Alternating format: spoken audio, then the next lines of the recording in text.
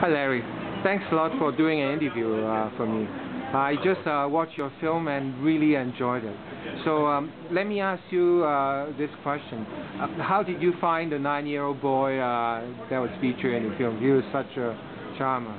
Well, we visited about half a dozen job sites looking for children who would tell the kind of story that is out there about kids needing protection, because the outright child ban on all child labor internationally simply hasn't been working. And the kids need protection, and then they're driven to poverty in huge numbers worldwide. They're driven to workplaces rather by poverty. And so we visited about a half a dozen job sites, and of course, he's cute as a button, and so he caught our attention immediately. And then when we did a couple of pre-interviews with him, and we hung around with him a bit, after seeing all the other job sites, we came to the conclusion that he was the one that really typified this kind of a story. So you got him comfortable talking to you on camera and through the translator? Well, he seemed comfortable. I guess he's the only one who can really tell us if he was. He seemed comfortable.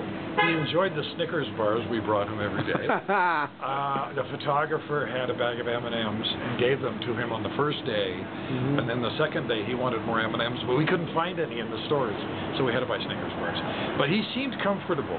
He let us hang around, and he was, he was very welcoming and hospitable, him and his family, so he seemed comfortable, yes. Child labor is such an important topic, and in the Q&A we just had, you mentioned linking the micro loans those business needed to some monitoring on the child labor. Can you elaborate a little bit on that? Yeah, it's a good point. I'm glad you raised that, because what has typically happened has been money has driven people to abuse children in these circumstances. In other words, the kids are cheap, they're disposable, and so on and so forth. And this is why, one of the many reasons, it's one of the reasons why it's so dangerous for working children in many job situations. So what was done here by a group of people in Egypt and a group from Canada working together, they decided to add 3 more strings tied to microloans, because they noticed in their microloans that small businesses were hiring lots of children. So they said, okay, here's the deal. In addition to all the hoops you have to jump through to qualify for a small business, a microloan, here's 3 more strings attached. One was that the child must have access to education, like the regular school system education, on quote-unquote company time. The second was that there be a serious addressing of workplace safety issues. That's not only danger, but physical abuse, psychological abuse, anything that makes a workplace unsafe.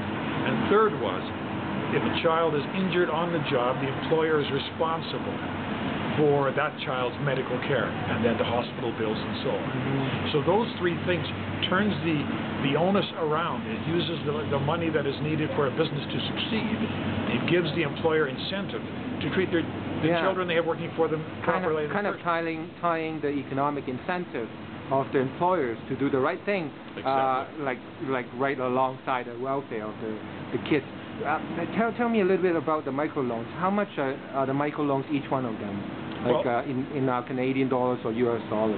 First of all, I'm not an expert on it, but the kinds of information we were hearing about during the shoot was it can be as little as $50. You know, the shoemaker who needs tools, and all he needs is tools so he can make shoes, and then he can sell shoes, and then his family no longer has to be in poverty. It can be that little, and it can be a few hundred dollars, and it can be in a thousand or so, but that depends always on the size of the business. And these people, these are not gifts, these are not grants, these are not handouts. This is a business loan. Yeah.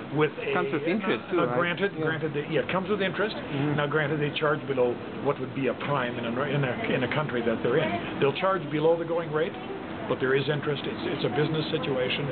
The person who qualifies, the company who qualifies for a business loan, meets all manner of just strictly business criteria. Right. So, what got you interested to make this film in the first place?